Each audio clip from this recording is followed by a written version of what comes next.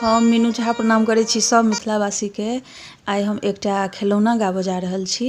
गीत नीक लागत तऽ लाइक शेयर जरूर करब। धन्यवाद। जय मिथिला, जय मैथिली।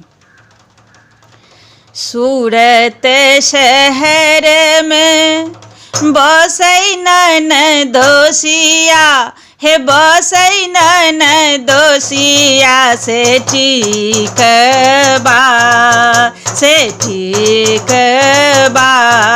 हे गढ़ाबै ननदोसिया ठीक बा, हे गढ़ाबै ननदोसिया ठीक बा। पहिरे हम सुतलहुँ आँगनमा, ठीक बा। पहिरे हम सुतलहुँ आँगनमा, हे सुतलहुँ आँगनमा से मांगिया, से मांगिया।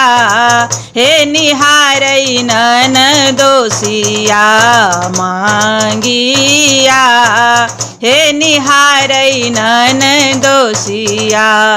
आंगना में घूमी घूमी कानथी ननदिया, आंगना में घूमी घूमी कानथी ननदिया, हे कानथी ननदिया से भौजो, से भौजो।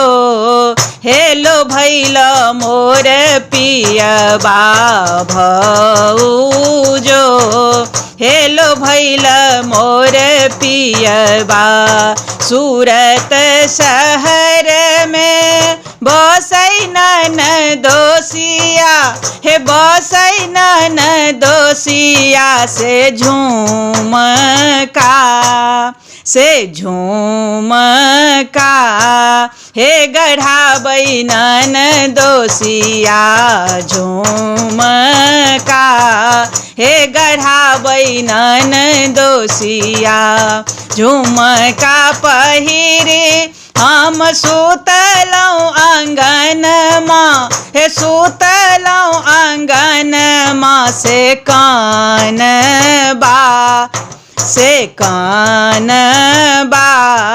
हे निहारै ननदोसिया कानबा, हे निहारै ननदोसिया।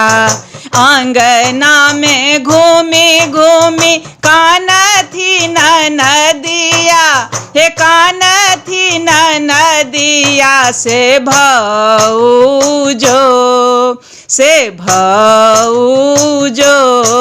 हेलो भैल मोर पियबा भौजो, हेलो भैल मोर पियबा।